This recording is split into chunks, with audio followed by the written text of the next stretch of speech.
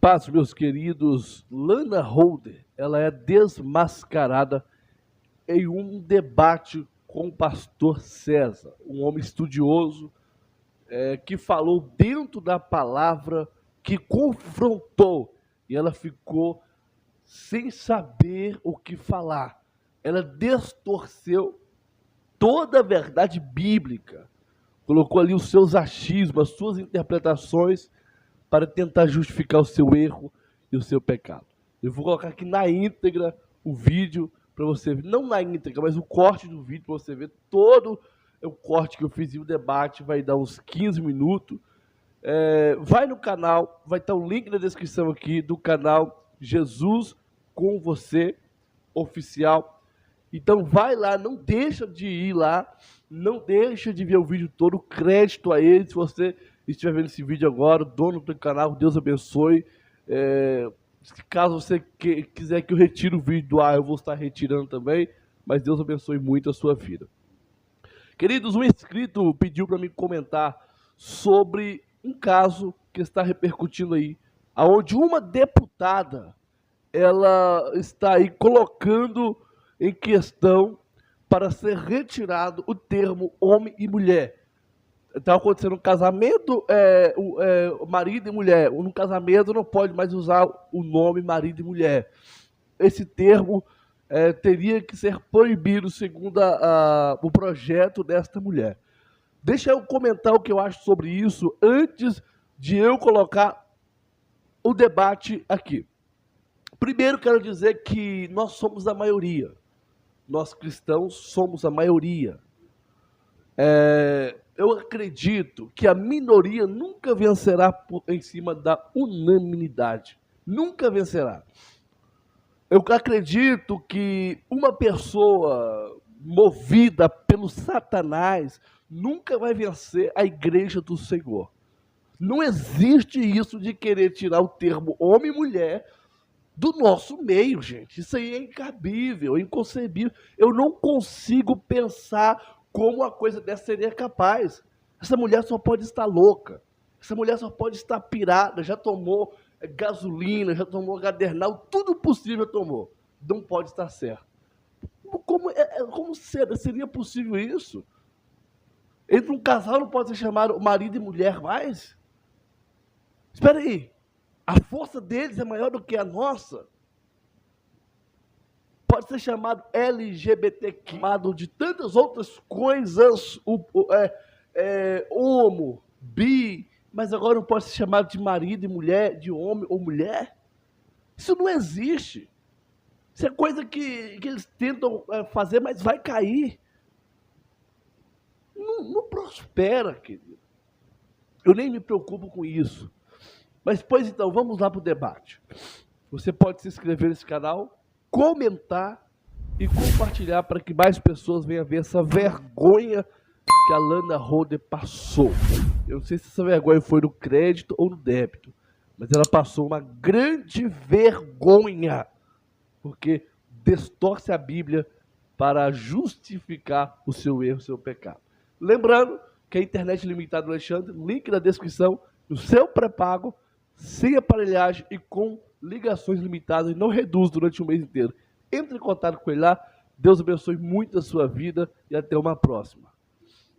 Pergunta-chave aqui, que é a pergunta tema do nosso debate. Você tem 3 minutos, tá bom? É claro que você não vai esgotar o assunto e a gente tem 1 hora para bater um papo sobre isso. 3 minutos para responder a essa pergunta que encabeça o nosso debate aí. A igreja condena o relacionamento homossexual? A igreja sim, a Bíblia não. A igreja... Aliás, não. Eu fiz a pergunta errada. A Bíblia, tá vendo? É um nervosismo, César. Okay. A Bíblia condena o relacionamento homossexual? Não, a Bíblia condena relações homogenitais de caráter de culto pagão. Mas a Bíblia não trata da questão relacionada à orientação sexual do indivíduo. É óbvio que nós estamos falando aqui de um contexto dentro dos 66 livros que compõem a Bíblia protestante.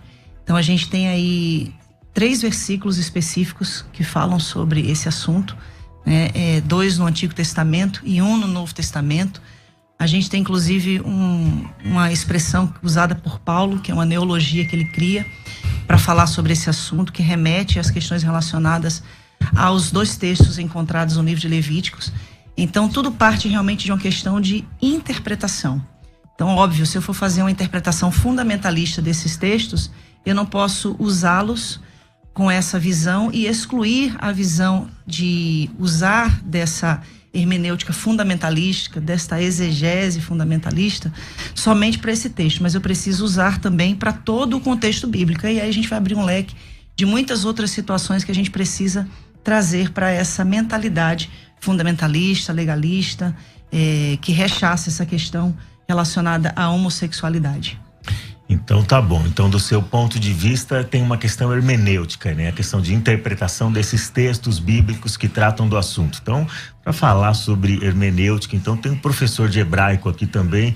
Então, César, pastor César, a mesma pergunta eu quero direcionar a você. A Bíblia condena relacionamento homossexual? A pergunta é clara. A Bíblia condena o homossexualismo? Sim. A Bíblia condena a homossexualidade? Sim. A Bíblia condena 2 homens e 2 mulheres que fazem sexo entre si? Sim. A Bíblia condena textualmente, a Bíblia condena literalmente. Essa condenação começa nas páginas do Antigo Testamento, e a gente tem que entender que leis dadas aos judeus no Antigo Testamento são leis dadas aos judeus, não tem nada a ver com a gente. Algumas leis dadas aos judeus são repetidas no Novo Testamento. E se são repetidas no Novo Testamento como ordenança para a igreja, então nós também, agora, nesse momento, a gente também tem que obedecer. Então, se é uma lei dita por Jesus, se é um mandamento dito por Jesus, ou por um dos seus apóstolos, aqueles que ele mesmo escolheu, você, você, você e você, a Bíblia diz que nós, a igreja, ela está fundada na doutrina dos apóstolos. Então, se foi escrito por um apóstolo de Cristo, ou dito pelo próprio Cristo, então o que está colocado lá, não importa qual era o contexto, agora se traduz como ordenança para a igreja. E se traduz como ordenança para a igreja, que é o que acontece no caso desse tema, então sim, a Bíblia condena a prática homossexual.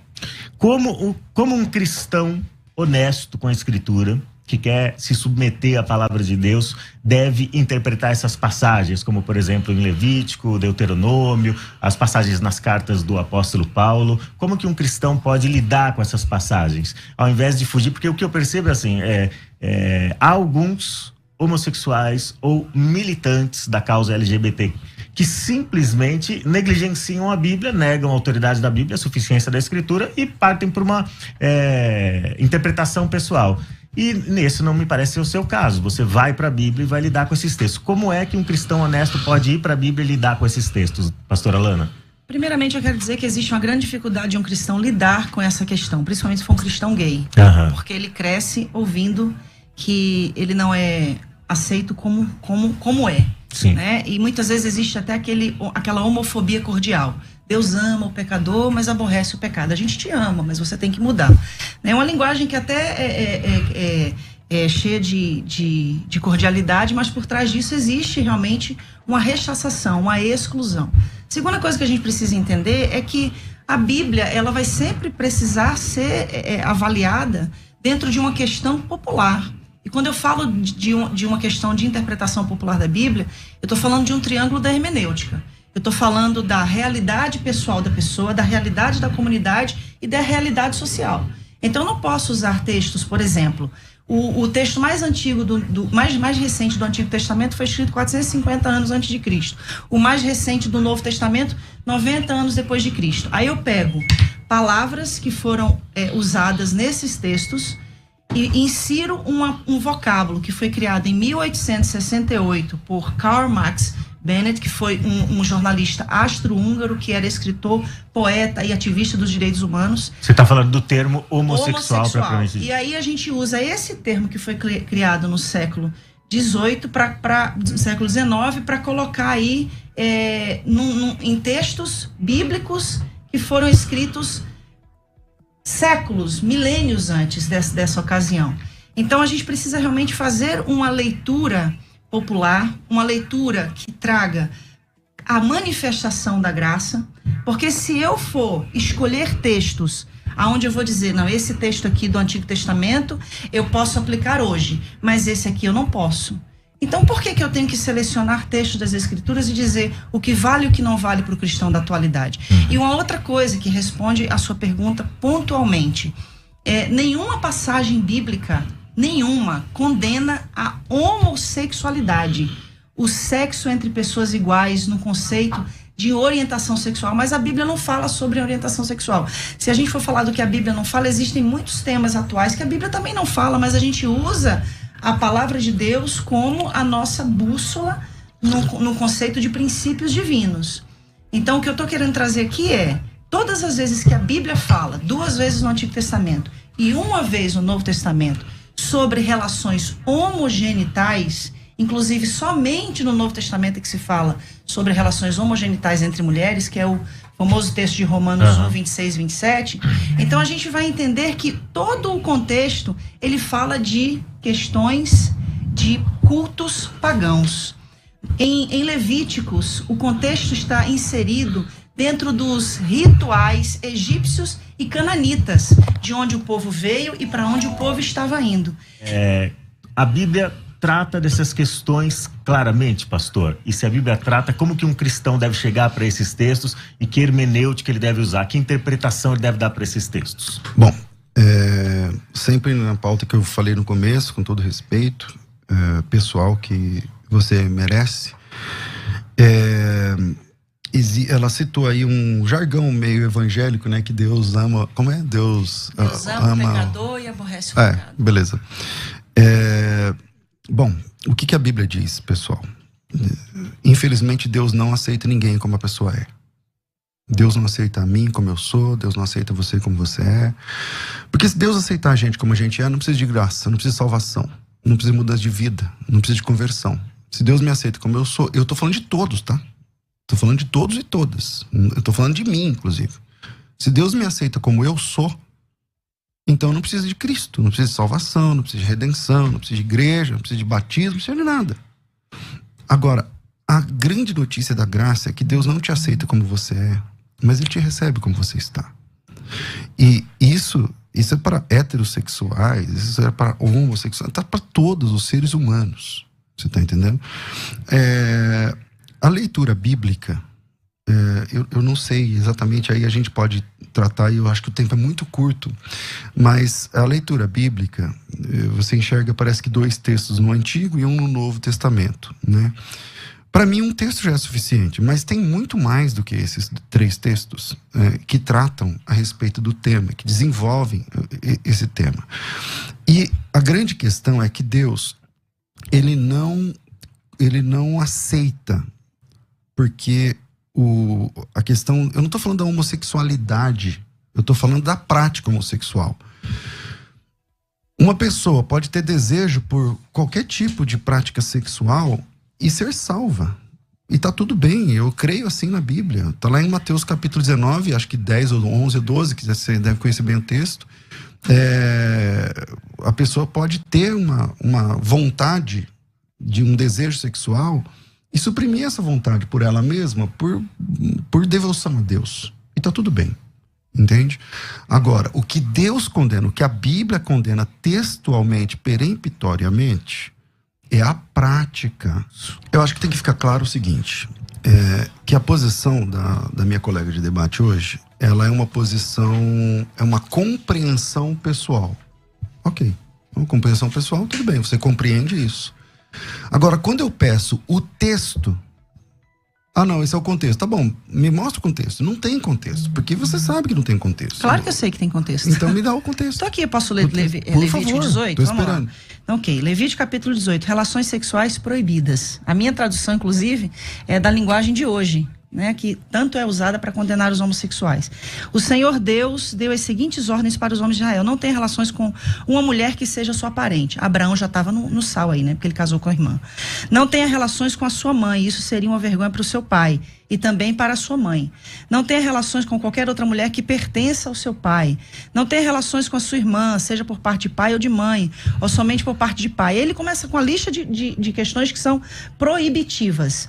Não tenha relações com a sua neta, isso seria uma vergonha. Não tenha relações com a sua tia, e por aí vai. Não tenha relações com a sua nora, não tenha relações com a sua cunhada, não tenha relações com a sua filha. Ele continua: não case com a sua cunhada, não tenha relações com uma mulher durante a menstruação. Aí eu acho que tem muito homem que está com dificuldade aqui, viu? Não tenha relações com a mulher de outro homem, isso torna você impuro. Aí o divórcio, que é tanto defendido hoje na atualidade, ficaria difícil também de ser aceito. Nenhum pai deverá entregar o filho ou a filha para servir o deus Moloque. Aí entra na idolatria. Olha só, tá falando da idolatria. Isso seria profanar o santo nome de Deus, o Senhor. Nenhum homem deverá ter relações com outro homem, depois da idolatria. Então o contexto me leva a entender que o texto está apontando para uma questão cultual. Ele sai de relações e entra no texto anterior a prática da idolatria e dos cultos pagãos, falando especificamente de Moloque. O texto que diz a respeito de Moloque, primeiro eu estou devendo os 2 minutos lá sobre as palavras gregas que elas citou, mas eu volto, né? Vamos lá. Todo mundo que conhece o texto bíblico sabe que os mandamentos de Deus, eles não estão tabulados por tema. Não estão tabulados por tema. Então o tempo todo é assim. O tempo todo. Qualquer perícope de qualquer texto de mandamentos de Deus, eles vão sendo tabulados e o assunto vai sendo trocado. Não existe epígrafe. A epígrafe é uma criação nossa. A entrega dos meninos para Moloque é uma questão de queimar o filho no fogo e tal, tudo mais. Na sequência, ele volta a tratar de um assunto sexual. Só lê o texto. É a sua interpretação, eu também respeito. Não estou interpretando. É só ler o texto. Eu acabei de ler. Então lê o texto. Vou ler de novo. Pois não, vamos lá. O próximo texto. O texto que você Nenhum citou. pai deverá entregar o filho ou a filha para servir o deus Moloque, isso seria profanar o santo nome de Deus, o Senhor. Nenhum homem deverá ter relações com outro homem. Pronto. Tá, mas e aí? Aí onde está o Moloque aí agora? Mas acabou de ser citado então, o Moloque. mas o texto anterior, veja como não tem credibilidade para ser o contexto que você está chamando. Vou te explicar por quê. Mesmo estando dentro do contexto, não tem credibilidade. Vou te explicar por quê. Porque o texto, o versículo anterior, fala de um pai que entrega um filho para... E o senhor acha que o filho era só levado lá a ser entregue? Tinha todo um ritual pagão antes da criança ser morta. Mas não tem ritual sexual entre o pai e o filho. Nunca teve. Tá? Quando entrega para Moloque. Então, mas você pega vários rituais sexuais entre os sacerdotes não a Moloque. os que se oferecia. Não a Moloque. É só estudar o deus Moloque.